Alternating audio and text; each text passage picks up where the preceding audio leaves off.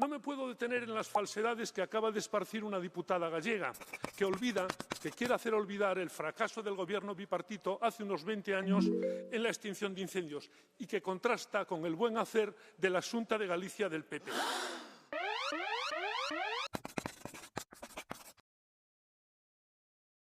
A países que permiten destruir a natureza, o solo, a agricultura, con moratorias interesadas sobre o eucalipto, como é o goberno do Partido Popular no meu país, a Galiza, en vez de combater a causa dos incendios, para deixar o solo e a terra ao servizo da industria da celulosa como as empresas Ence e Altri, que quere comprar na Galiza o que non lle deixan facer en Portugal. O eucalipto facilita o aumento dos incendios e o goberno galego converte a Galiza no máis grande eucaliptal de Europa para darlle máis peso á industria da celulosa.